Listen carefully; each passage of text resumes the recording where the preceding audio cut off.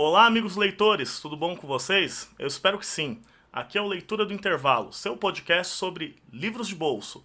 Aqui ao meu lado da bancada ele, Bruno Galeano. Tudo bom, Bruno? Tudo bem, tudo ótimo. Tudo. Então, pessoal, como vocês ouviram no último programa, a gente resolveu dividir o episódio sobre assassinato no Expresso do Oriente em duas partes. Nessa segunda parte, do que a gente vai falar, Bruno? Olha, a gente vai falar basicamente do livro, né? Do livro, da trama. Os personagens. Não vamos contar quem mata quem, mas, Isso. né? Vamos falar do livro propriamente. Exatamente. Então, sem mais enrolação, bora lá para o segundo episódio do Assassinato no Expresso do Oriente.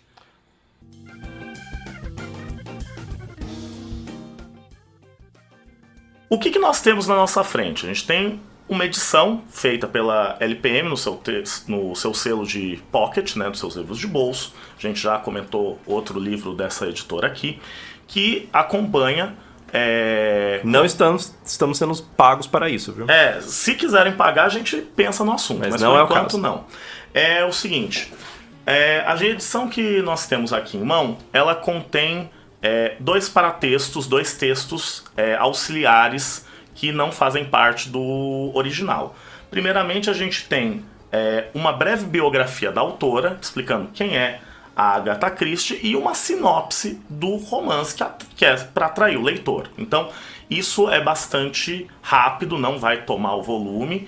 E, além disso, acho que é bem interessante aqui no nosso roteiro, né? O Bruno gostou de anotar a expressão que é uma edição honesta, né? Tipografia legível, papel de qualidade boa, uma capa bonita, devo frisar que é uma capa... Uma capa muito legal. Que é uma capa de uma edição inglesa, acho que de 2008, né? E que o livro, ele tem uma materialidade bastante bacana, né? Se adequa bem a ser carregado por aí. Mas já entrando para a parte do texto da Agatha Christie em si, né? A gente conversou um pouco sobre como esse livro é um bom livro de entrada. Exato, porque ele faz duas coisas importantes aqui como um livro de entrada para esse gênero. Ele é um livro que reduz o mistério aos seus elementos mais simples, então se trata aqui de examinar o mínimo necessário para resolver um caso. Então você não vai se perder, ainda que não consiga no final dizer quem matou, ok? Mas a exposição, o desenvolvimento não é algo surreal. Diferente, por exemplo, de alguns contos do Sherlock Holmes, nos quais o mistério parece resolvido de maneira quase que sagrada. De repente, Holmes abre a boca, resolveu-se o crime, porque simplesmente eu, Bruno, não entendi nada do que houve no conto, que eu sou realmente uma topeira para essas histórias de mistério. E no caso aqui não, é possível seguir muito claramente as etapas, as pistas, o que falam sobre o crime, por aí vai. E uma outra coisa importante aqui é que Assassinato no Expresso do Oriente não requer uma leitura prévia de nenhum outro texto da Agatha Christie. Ainda que ela tenha escrito durante a vida, e é interessante aqui recuperar, ela escreveu 66 histórias desse tipo, 66 livros de mistério. Praticamente, eu não vou falar aqui que nenhum deles, mas a imensa maioria deles não requer que se leia um após o outro. Então não se trata aqui de uma leitura seriada, como é, por exemplo, vamos trazer o exemplo que a gente está usando aqui o tempo todo, Harry Potter, qual você tem o primeiro, o segundo, o terceiro e tal. Não é o caso aqui, você pode ler qualquer livro dela praticamente numa boa. A Agatha Christie não é uma demiurga, por assim dizer, ela não cria um universo, não é Game of Thrones. Não é Game of Thrones, não é o Tolkien, ela não é o Agathaverso, não é o Poirotverso. É o nosso mundo com um investigador com crimes que, como a gente falou, aquela questão entre a verossimilhança e o entretenimento, são crimes que, na visão dela, no universo que ela nos apresenta, são verossímeis.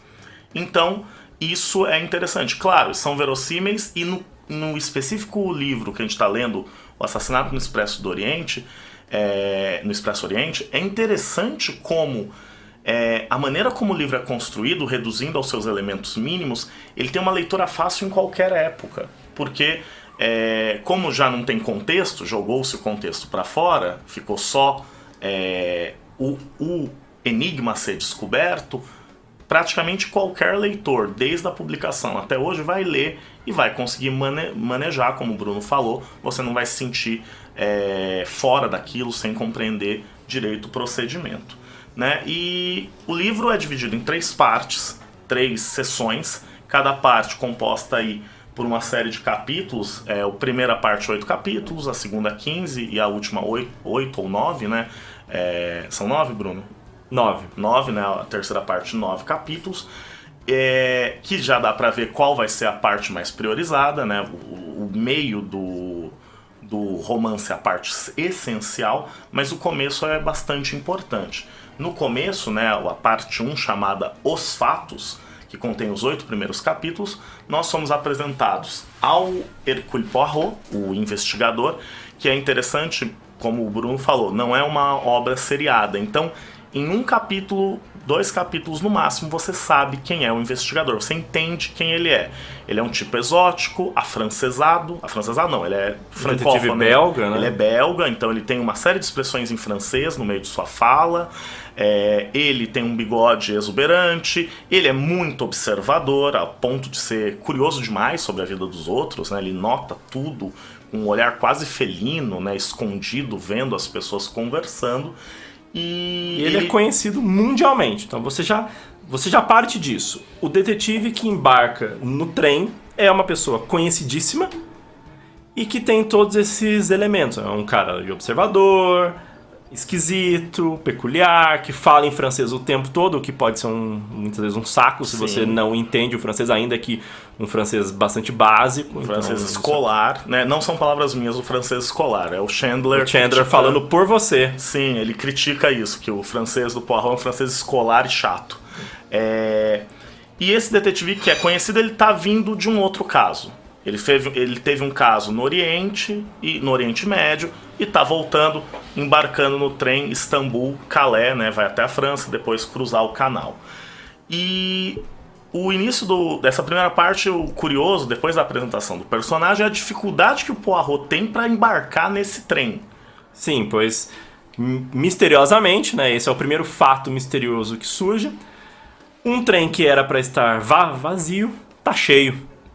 Então é como se você estivesse esperando aquele seu ônibus das 11h30, meia-noite, aquele último ônibus que você sabe que vai estar vazio, que você vai se sentar numa boa e de repente, para sua tristeza, o busão vem cheio. Vem cheio de gente de todos os lugares do mundo. Isso é um dado que quem chama atenção é o primeiro companheiro do Poirot no livro, o Monsieur Bouquet. Bem, Márcio e eu não somos familiarizados com francês, então vamos falar tudo errado mesmo. Tá, e ele encontra esse primeiro companheiro, que é um cara francês que já conhece o Poirot, que trabalha na empresa na companhia de trem. Então ele consegue que o Poirot tenha uma vaga. Então aí tem aí um primeiro instante de troca de favor, né? Então reforçando aquilo que a gente disse antes, não se trata de dinheiro aqui. O Book arruma uma vaga porque o Poirot é um velho amigo. Então é isso. Então ele não vai deixar ele de fora da viagem, sendo que ele precisa retornar para casa. E ainda na primeira parte, né, Os Fatos, nesse primeiro trecho do livro, o Poirot vai tomar contato com uma figura, né, que é a vítima do assassinato. E aí se você falar, nossa, já está me dando spoiler. O nome é Assassinato no Expresso do Oriente. Alguém morre, né? Eu acho que isso não é spoiler de maneira alguma. Que é o Mr. Ratchet. Sim, um norte-americano chamado Samuel Edward Ratchet. Ele é morto. Mas na segunda noite, né, o trem, se eu não me engano, ia levar, acho que se não me engano, 3 noites para chegar. E na segunda noite, ele é morto. Sim, só que o Poirot, antes desse assassinato, ele toma contato com o Ratchet. Ele já diz que não gosta do sujeito, ele não vai com a cara dele, é muito intuitivo. Ele diz que tem algo nos olhos dele que dão um certo uma ferocidade, né? Que ele seria uma espécie de uma besta. Alguém que é uma pessoa brutal, mas que se veste de uma maneira aristocrática, de uma maneira respeitável, mas que não seria bem assim.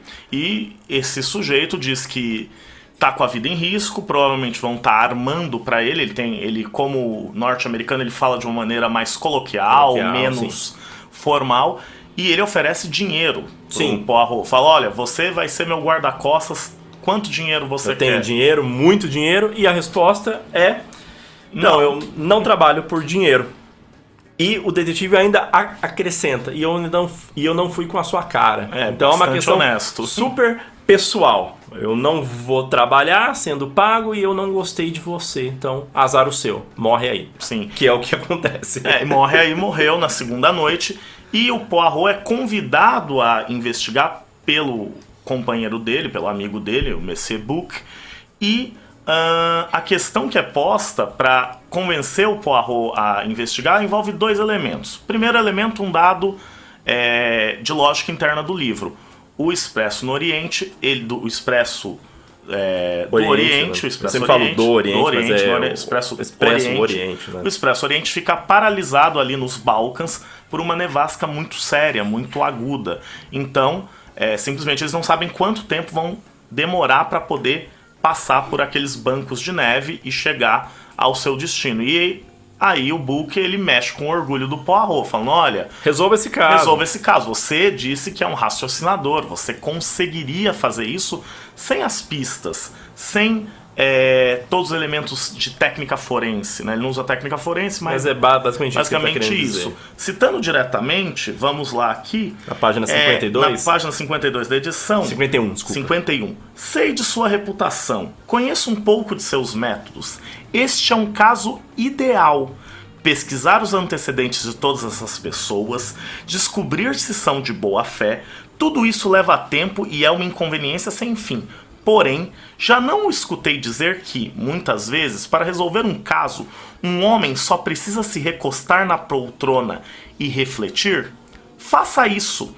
Interrogue os passageiros do trem, veja o corpo, examine que pistas existem e então, bem, acredito no seu talento. Então o Bouc lança a bola pra ele. Você não é o bom? Pra quem está lendo. Sim, claro. Leia, recoste-se e resolva o crime. E além disso, o Márcio disse aqui, né, que após a morte do Ratchet, isso já na segunda noite, na manhã daquele dia se encontra um banco de neve. Né, então o trem não consegue seguir à frente. E isso é importante porque cria para esse jogo um ambiente fechado. Então o trem está parado, as pessoas que embarcaram nesse trem não têm para onde ir e ocorreu um crime.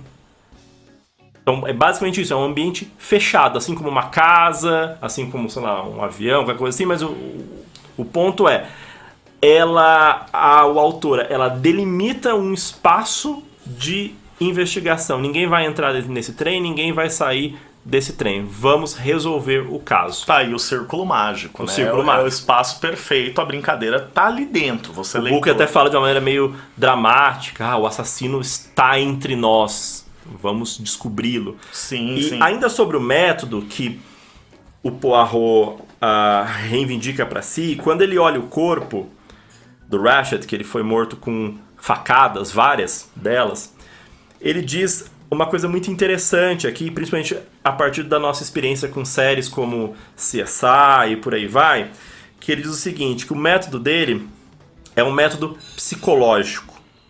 Quando a gente fala de séries com elementos forenses, né, CSI é a mais famosa, Bones, e uma série de outras que tem essa crença na técnica muito grande.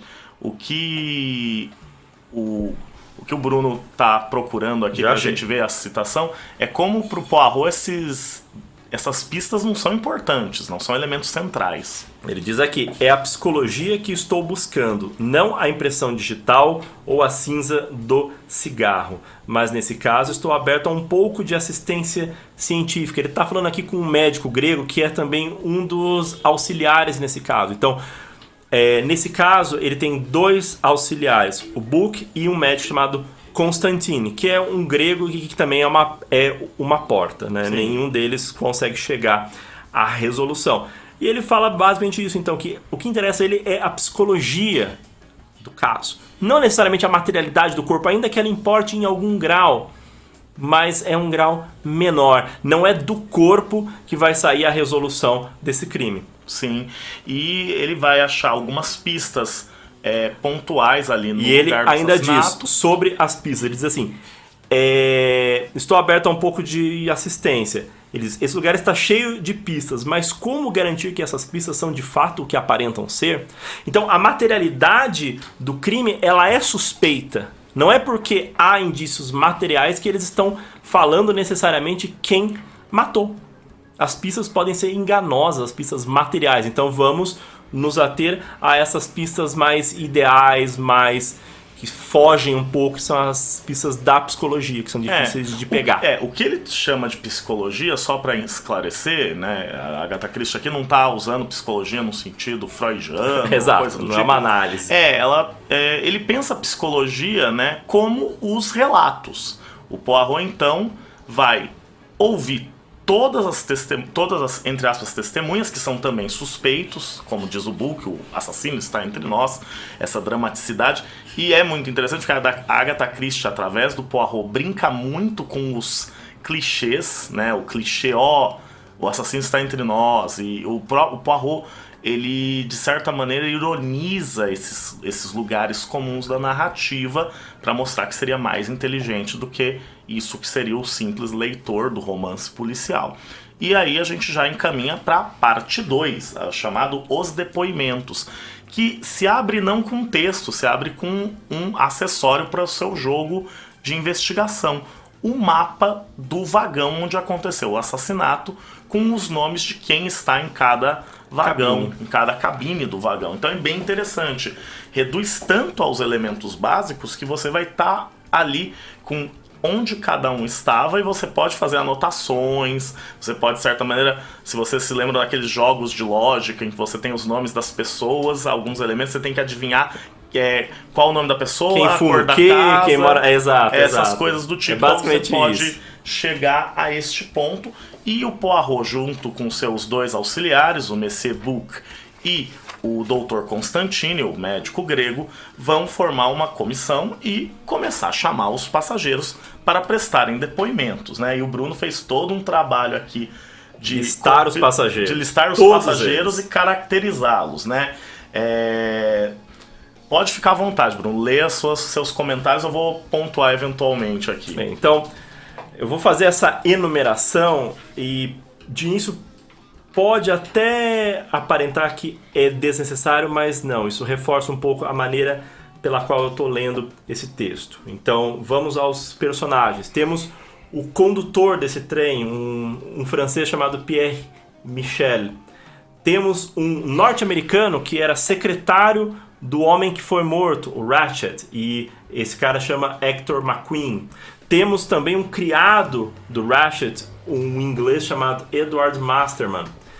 Temos uma norte-americana velha que só fala da filha, uma mulher meio doida chamada Sra. Hubert. Temos uma sueca que fala muito pouco, que teria feito um trabalho de igreja, algo assim, chamada Greta Olson. E temos uma aristocrata, uma princesa russa chamada Princesa Dragomirov, que é uma velha assim, esquelética, sempre se fala muito de como ela é muito velha. E muito feia. E muito feia, e ao mesmo tempo muito rica. Né? Temos o casal, sim, casal de condes húngaros, né, os condes Andreni. Temos um coronel inglês, o coronel Arbuthnot, eu não sei falar isso direito, é um nome esquisito. Mas bem, que ele é um militar... O clássico militar inglês vindo da Índia, né? Se você conhece um pouco de século XIX e XX, você vai ver que é uma figura bem típica, né? Então o cara tá vindo lá da Índia para Inglaterra, né? Temos também essa figura que mais tarde vai se revelar como o detetive norte-americano Cyrus Hardman. Ele é um detetive particular que está a bordo do trem. Ele é uma versão paródica do detetive particular, do detetive que trabalha em uma agência. Inclusive o nome, Hardman, né? É o fortão, é o homem forte. o machão. É esse o estereótipo do detetive norte-americano. O Sírio parrudo, né? Assim, Sírio parrudo, não é mesmo? Isso nos lembra outra coisa. Outra coisa, né? Vocês devem bem saber. O Banacan, que é uma novela memorável. Sim. Marcos Pasquim, herói nacional. Herói nacional. Falando em heróis, né? Pelo menos um personagem que chama muita atenção no romance o tempo inteiro, né? O Antônio Foscarelli, que é um italo-americano, né? Um vendedor de automóveis e coisas do tipo. Ele é o estereótipo que todos sabem do italianão que fala muito, fala alto, gesticula e por aí vai, né? Então ele é o estereótipo encarnado. Temos também uma jovem inglesa, que eu digo aqui é o exemplo clássico da moça, o intrépida, que é a Mary Debenham. Temos, e por fim, uma criada da princesa russa chamada Hildegard Smith, que ela é uma alemã, no caso, né? E por que eu dei todos esses nomes e frisei aí de onde vem, quem são e tal? Porque há uma passagem muito interessante no qual o Missebook apresenta os personagens, quer dizer, na verdade, os passageiros desse trem. Ainda na parte 1, né? Antes logo no início, exato. Tá lá na página 29 ainda, no qual ele diz, todo alegre, há pessoas de todas as classes, nacionalidades, de todas as idades. E aí eu faço o acréscimo, nesse trem. E bem, que nacionalidades estão presentes aqui? Norte-americanos, ingleses, franceses, suecos, alemães, húngaros, pera. E uma russa. E uma russa francesa, né? São todas as nações mesmo? No Expresso Oriente, vamos frisar isso. Oriente, exatamente. Se você quiser acrescentar um que não é passageiro daquele vagão, mas que está em outro vagão, o Dr. Constantino é grego. Você acrescentaria mais uma nacionalidade e um belga, que é o próprio Poirot. Então você basicamente resume todas as nacionalidades, a Europa e a América do Norte. Exato. Todas as idades você reduz a pessoas de meia idade e no máximo um pouco mais jovens. Ou um pouco mais velhos. Não há crianças chorando, não há necessidade de trocar fraldas, não há crianças chorando durante a noite, e disso eu entendo muito bem. Seria um elemento, inclusive, muito engraçado aqui se houvesse alguma criança, mas não há. Então, assim, que história é essa de todas as idades, todas as profissões e todas as nações? Não é bem assim, mas revela um pouco do olhar da autora e muitas vezes do que o leitor dela nos anos 30 está esperando. Essas são as nações que importam. Esse é o mundo que interessa ao leitor, esse é o mundo que interessa à autora. Não tem indiano, não tem chinês, não tem turco. As poucas menções que são feitas às cidades orientais, porque os personagens estão num trem que vai de Istambul para... na verdade Europa, vai da Síria. Sai da Síria. Então, há pouquíssimas referências às cidades por onde eles passaram, sempre muito breve e, de certa forma, até mesmo decepcionados com aquilo. Mas bem, isso a gente vai falar de maneira um pouco mais profunda mais tarde. Uhum. Então, vamos seguir aí para a terceira parte, no qual Poirot senta-se para pensar. A parte tem esse nome, Poirot senta-se para pensar. Então, vejam como o crime é reduzido, o crime e a sua resolução são reduzidos ao mínimo. Fatos, depoimentos, pensamento, reflexão. É dessa reflexão, é dessa enumeração do que foi dito que sairão resoluções para esse crime. E a Agatha Christie provém para nós leitores duas outras ferramentas, dois outros elementos que vão poder nos ajudar. Ela vai ser apresentada uma síntese dos depoimentos a partir das anotações do Poirot. Então, de certa maneira, olha, eu estou te apresentando, eu, Poirot, apresento para você, leitor, os elementos fundamentais para poder acompanhar meu raciocínio. Exato. E quando o Márcio fala que ela apresenta uma síntese, é uma síntese mesmo. Tem um nominho do fulano, o álibi dele e as possíveis acusações contra ele, assim, as possíveis coisas suspeitas. Então, o incriminatório. É realmente uma tabela, né? Então, ela apresentou um mapa desse trem, fez você ouvir o depoimento de cada um desses daqui, e no final ela fala, olha, se você já se perdeu, relaxa, tá aqui uma síntese, a lista com o nome de todo mundo e o básico do que cada um disse. E além disso, ela propõe, num dos capítulos, 10 perguntas que tem que ser respondidas para você conseguir chegar à resolução do enigma. Então é muito interessante que são dados os elementos para você trabalhar. E além disso, tem algo que a gente não comentou lá no início, mas rapidamente o leitor percebe, é um romance com um narrador onisciente.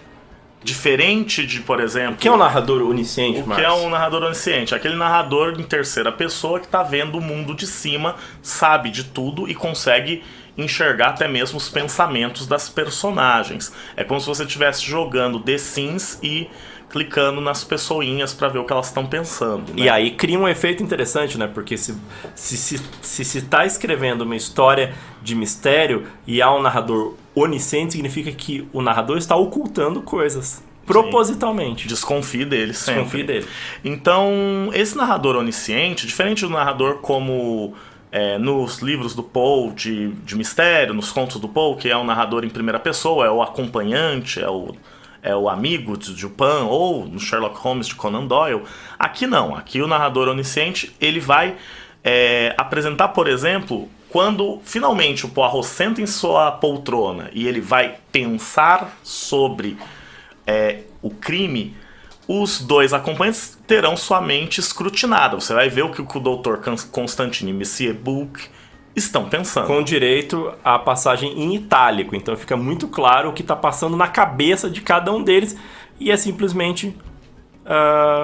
são besteiras. É quase como uma TV ligada com estática, aquelas TVs. O Bouc é o cara que está pensando, nossa, mas quem fez esse crime? Olha, mas será que foi o fulano? Será que foi o ciclano? Eu não entendo esse caso. Oh, meu Deus. Enquanto o Constantine é ainda mais interessante, que ele começa pensando sobre o caso, quem será que deve ter feito o crime, e ele acaba pensando na esposa dele, inclusive em termos bastante eróticos, que são suprimidos. É bem curioso, não tá? A gente vai comentar um pouquinho por que o único personagem ocidental peronomútil pensa essas coisas, né? E o Poirot, depois de vistoriar todos os elementos, né, em sua máquina de calcular, né, suas células cinzentas do seu cérebro, ele vai, de certa maneira, lembrando um pouco o método científico, chegar à resolução através de uma hipótese que vai ser testada. E diferente do método científico, que normalmente você formula uma hipótese, ela não é bem sucedida e você tem que formular uma nova hipótese, as hipóteses formuladas pelo Poirot, uma depois da outra, vão dando certo e ele vai penetrando nas mentiras que aconteceram durante os depoimentos para desvendar, para desatar aquele nó lógico. E aqui é muito interessante observar que há um momento no texto que fica muito claro quando a resolução começa, porque há esse fluxo de consciência do Bouc e do Constantine, que acabam sendo até mesmo uma espécie de alívio cômico, e de repente no texto diz assim, e o Poirot, depois de ficar minutos quieto, ele se levanta. Então você sabe, daquele momento em diante começa a resolução. Então ele pensa silenciosamente, quieto, o leitor não tem acesso ao que ele está pensando, a como ele pensa, e aí inicia-se a resolução. Evidentemente a gente não vai falar aqui qual é o resultado. Sobre o desfecho, eu acho que o interessante, né, Bruno, de pontuar é que o desfecho ele surpreendeu na época os leitores. E até hoje. E até hoje ele surpreende, de fato, quando você lê pela primeira vez, na resposta das duas perguntas mais básicas. Quem é o criminoso e o que a gente vai fazer com o criminoso? Qual será a sua punição? A resposta desse desfecho é singular e é talvez o que torna esse texto da Agatha Christie o texto mais famoso. Não, se não o mais famoso. Sim, acho que é. É difícil, assim. A gente o único que eu lembro, por exemplo. Não, tem o caso dos 10 Negrinhos. Sabe? Ah, sim, que é um grande, verdade. Que é outro texto. Que também tem uma resolução. Olha só, eu lembro de dois. Sim, tem uma resolução fora da casinha, mas que é muito semelhante. Que o crime se resume a uma ilha. Não, tá, os personagens no site. Né? Não vamos falar mais. Não vamos falar, não. O áudio já tá gigante. Já tá gigante, né? Então, é isso. Acho que fizemos um bom apanhado do livro. Agora, bora falar dos temas, das questões que o livro nos traz e, como a gente já falou da outra vez, aqueles aquelas ideias, aquelas sacadas legais que você pode usar numa conversa de bar sobre romances policiais. Então, o primeiro ponto que esse texto traz pra gente, pelo menos nós aqui, o Márcio e eu, é a importância gritante que o nacionalismo tem na hora de estruturar a obra. E quando eu falo de estruturar, eu digo tanto os personagens, nos seus tipos, nas suas ações, quanto os critérios usados para julgá-los. Eu vou explicar o que eu estou querendo dizer aqui. Então, quando o Poirot fala que o que ele busca é uma psicologia, é preciso pensar que psicologia é essa. E como o Márcio já disse, não se trata aqui de psicanálise, ainda que seja um texto de 1934, Freud tem escrito aí no finalzinho do século XIX, início do XX e tal. Não se trata de psicanálise, se trata de uma coisa muito menos especializada, muito menos acadêmica, mas simplesmente de uma observação comportamental. O que o Poirot procura aqui é observar as ações, é observar as falhas de depoimento, é pensar os álibis e muito guiado pelo que se espera de um nacional. E além, né, de coisas de gênero, de ofício, mas a nação aqui ela tem um papel preponderante ao ser critério de juízo sobre o comportamento. De modo que, como eu já disse antes, a nação ela é essencializada, ela não é problematizada, ela não é discutida, ela é critério de estrutura e resolução do romance. E eu estou fazendo tudo isso aí para chegar numa parte que eu acho bem interessante, que é quando se considera a autoria do crime por dois personagens. No caso, o inglês, o Arbuthnot, que ele é logo excluído do crime. O Ratchet foi morto com várias facadas, né? E o que se fala a respeito, isso lá na página 133, na parte 2 ainda, o que se fala é, olha, ele não é um assassino porque ele é um inglês, ele é um militar, então ele é forte, ele não precisaria de tantas facadas para cometer esse crime. Então, o elemento da nação aparece aqui. O inglês teria cometido o crime de uma maneira um pouco mais eficiente, de uma mais maneira elaborada. Anglo-saxã. Que são as palavras do romance. Do Book, inclusive. E o Monsieur Book desconfia de um outro passageiro do nosso tempo inteiro. Foscarelli, né? Nosso Antônio Foscarelli, porque ele é um italiano. E italianos usam faca. E italianos esfaqueiam muitas vezes uns aos outros. É basicamente essa a lógica que o Book tem. Sim. Italianos ficam bravos, eles se vingam e eles se vingam com faca. É simples assim. O fato do Foscarelli ter uma origem italiana é fundamental. E aí é interessante ser tão observador quanto o próprio detetive. Por que eu digo isso? Quando a Agatha Christie faz a síntese dos depoimentos, ela indica fulano de tal, e ela indica a nacionalidade e tal. Beleza. Quando ela fala do Foscarelli, ela coloca cidadão norte-americano, e aí ela indica nascido, alguma coisa assim, na Itália. Só que ao falar da princesa russa, ela não faz esse mesmo movimento. Trajeto, né? Esse mesmo... Ela indica naturalizada francesa. Mas espera aí, qual a origem da princesa? Ela não é russa? Ela não deveria herdar certos traços nacionais russos?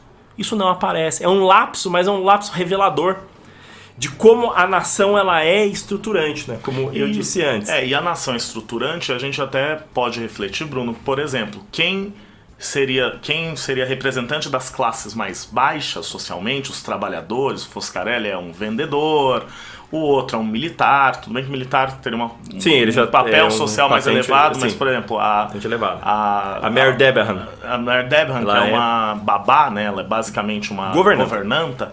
Esses sujeitos que são das camadas mais populares, a nação é muito mais forte. Essa aristocracia é mais internacional, ela é de certa maneira cosmopolita, como por exemplo os nobres húngaros, que a gente não tem características do que seria húngaro, né? O húngaro, eu imagino que seja uma nação bastante recente naquele momento. Lembrar que depois da Primeira Guerra Mundial a Hungria se separa do Império Austríaco, então é uma coisa recente. A entrada do leste europeu, então um pouco estranho para as portas da Europa. As portas da Europa, e esse sujeito, ele é internacional, ele é cosmopolita. Então, os de baixo têm a nação muito clara. Os de cima, você pode ver características comuns de hábitos, de alimentação, daquilo que consomem, honra aquilo que vestem, né? Quando tem uma das pistas que envolve uma peça de roupa,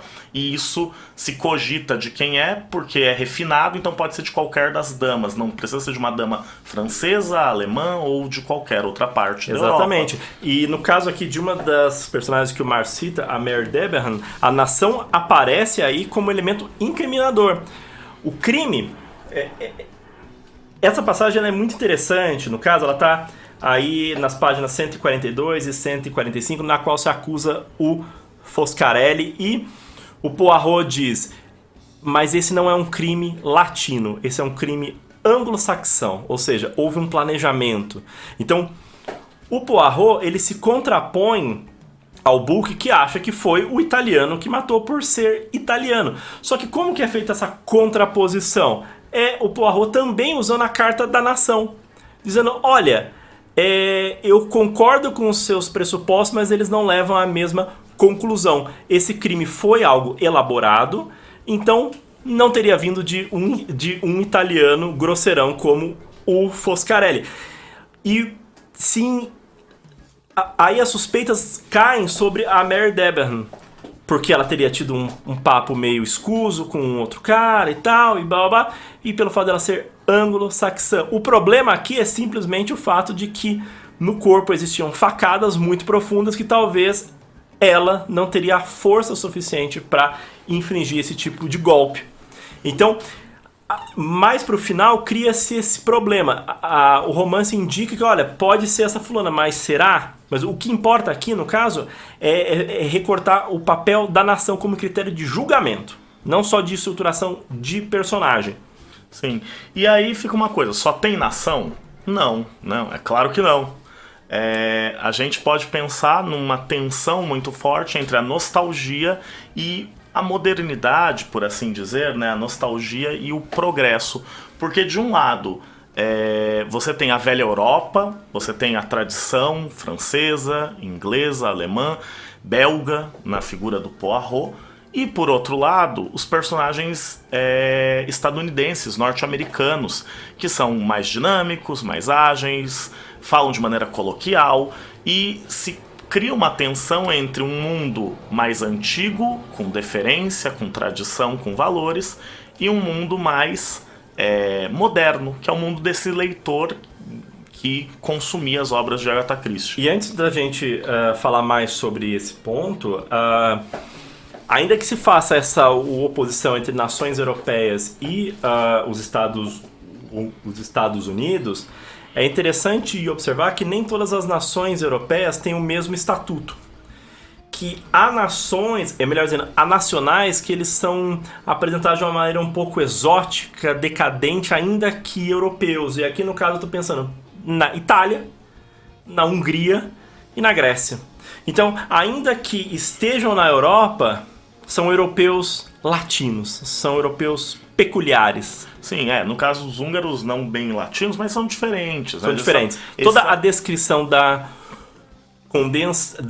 condessa húngara é para valorizar o seu exotismo. Então, os seus olhos escuros, os seus cílios longos, uma aparência interessante, sensualizada. Sim, é bem notório isso, como há uma tensão, e essa tensão vai se materializar muito fortemente no momento em que o Hardman e o Poirot vão discutir um pouco os métodos, né? Como o Hardman aparece como uma figura obtusa, que não consegue entender as coisas direito, que não sacou obviedades, ou finge não sacar obviedades, fica uma certa tensão, que o Poirot até duvida dele ser tão chucro. E ao mesmo tempo, o Hardman propondo uma ideia de que o Poirot teria muito a aprender se fosse para os Estados Unidos, se fosse trabalhar com ele ali, ou conhecer as agências de detetives particulares, o que o Poirot se assusta e não Mas ele gosta muito. concorda, ele diz, olha, realmente, a América é o lugar do progresso, mas no final desse livro, lá por volta da página 245, 46, mas bem no finalzinho, diante da resolução iminente desse caso, Hardman se dá por vencido. E ele confessa isso, diz, Poirot, eu não sei quem matou, eu desisto. Conta aí, você é incrível. É quase isso que o Hardman diz. Você é incrível, então resolva o mistério. Mostre seu talento, né? Mostre o poder das pequenas Uma espécie de células vingança cinzentas. da Agatha Christie diante dessa tradição norte-americana. Sim, sim. E acredito eu, um último ponto pra gente levantar coisas interessantes para se falar sobre Agatha Christie na mesa do bar é o orientalismo, né? O nome do romance é Assassinato no Expresso Oriente. O que é o Oriente aí? Primeiro, Uma paisagem. é uma paisagem, é uma grife, né? Você coloca Expresso Oriente, então se cria Pensa um numas imaginário. odaliscas, sei lá, uns Camelos. elefantes, camelos. Não tem nada disso. Não tem, exato. Como o Bruno falou, é um... Inclusive é um Oriente no qual neva, né? Uma coisa que, pra gente que tem essa imagem do Oriente quente, do deserto e tal, já vai ter esse primeiro estranhamento da neve. Sim, e quando os poucos momentos que se mencionam cidades do Oriente, como Istambul, por exemplo, há uma certa decepção dos personagens ocidentais que passaram por lá. Tudo parece menor do que se dizia, era grandioso no passado, mas hoje está tudo meio caído, as lojas não são muito boas, os souvenirs são caros e são feios. Quer dizer então que... claro, uma visão um pouco preconceituosa desses vendedores, desses funcionários, vistos como ineficientes, como débeis, como pouco trabalhadores, né, preguiçosos fundamentalmente, o que mostra um olhar bastante preconceituoso. E pensando um dado que o Bruno trouxe no início, né, a Agatha Christie viveu e conheceu essas regiões de perto. Sim, ela teve experiência de vida no Cairo e também no Iraque. Inclusive ela teria feito essa viagem no Expresso em 1931 e a partir da viagem ela teria reunido uma série de elementos e escrito esse livro. Se eu não me engano, aí essa viagem teria ocorrido em 31. Mas o ponto aqui que importa é a autora conhece o Oriente, ela esteve no que se chama aí de Oriente, mas mesmo assim esse Oriente não é presente, ele não está lá nas suas particularidades, nos seus cheiros, nos seus gostos, nas suas complexidades, ele é só uma paisagem mesmo. Ela usa o Oriente como um pano de fundo e reproduzindo uma construção discursiva, né, bastante estudada, né? O Márcio está rodando para falar do conceito de orientalismo do Edward Said, né? Que justamente o Oriente como esse lugar passional, decadente, espaço da sensualidade. E um lugar criado Constantine. Criado por um discurso europeu, por um discurso que, Exato. ao dizer que se é ocidental, precisa-se de um outro, que é oriental. Então, quando os europeus, aí pensando basicamente franceses, ingleses, alemães do século XIX, estão construindo as suas nações que nós conhecemos hoje e valorizando certos aspectos como a racionalidade, a lealdade, a indústria, o progresso, eles precisam dizer, e em contraste com quem? Com o Oriente. O Oriente é a decadência, o atraso, a sensualidade, a paixão. Não é à toa que o médico grego é o único que tem uma insinuação de pensamento erótico, assim como a nobre húngara. São só eles, nenhum outro. Nem a Mary Debenham, que é a tal da moça, o intrépida, que está tendo um caso, ela não é sensualizada. Quem recebe essa qualidade são os personagens mais próximos do Oriente. Sim, exatamente. E aí chega o momento de fazer o veredicto do livro.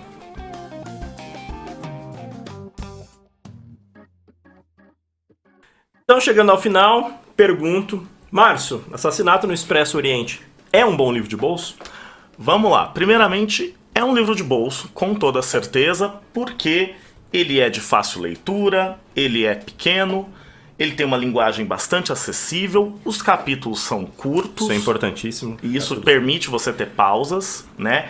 E um outro dado muito interessante, é um livro que não exige leituras prévias, não tem pré-requisito. Então isso é muito bom para aquele leitor que pegou o livro e ficou curioso pelo título, pela fama da história e vai adentrá-lo. E além disso, lembrar daquela anedota que você me conta há muito tempo do que tem uma boa história. Do que tem uma boa história, sim, não é uma anedota minha, não é invenção. O escritor argentino Ricardo Piglia, né, ele dizia, como provocação em um dos seus livros, que um livro basicamente pode contar duas histórias. Ou é uma história de viagem, ou é uma história de crime. E no caso Assassinato no Expresso Oriente, é uma história de viagem e uma história de crime ao mesmo tempo, né? Bastante atrativo, né? Então é uma boa porta de leitura para você, uma boa porta de entrada para você, leitor, que não está acostumado com romances de mistério, nunca se deu ao trabalho, ou não teve interesse. É um belo exemplo. Só que nem tudo são flores, né, Bruno? Exatamente. Então é preciso frisar aqui nesse finalzinho que é um texto simples. Então, se o ouvinte está procurando uma experiência estética, não vai achar. Então, não se trata aqui de uma linguagem muito elaborada, com grandes floreios ou com... que seja... A língua não é explorada. Exato, não é a forma aqui ela não é tão interessante, ela é bastante primária. Além disso, os personagens são muito estereotipados, inclusive o Poirot, que pra mim foi um pouco triste, porque ele é uma espécie de herói da infância, e voltando a esse texto eu vejo como ele é babaca. Simples. Ele é babaca, ele é snob, e bem, é isso, ele é bastante simplificado, parece não haver grandes dramas, nem nada assim, e, bem, todo o ar aristocrático, um pouco racista que tem aí, que circula nesse livro, pode ser um incômodo para quem está lendo esse texto hoje. Então pesem bem esses prós e contra, mas eu e o Márcio, a gente acha que sim, é um bom livro de bolso por atender essas qualidades de ser ágil e por aí vai, né? Bom, dito isso, então vamos para o encerramento, né, Bruno? Muito obrigado mais uma vez, caros leitores ouvintes do Leitura do Intervalo. Vocês podem nos achar nas redes sociais, mas como já dito, no Instagram no momento, porque o nosso Twitter a gente não sabe quando ele volta.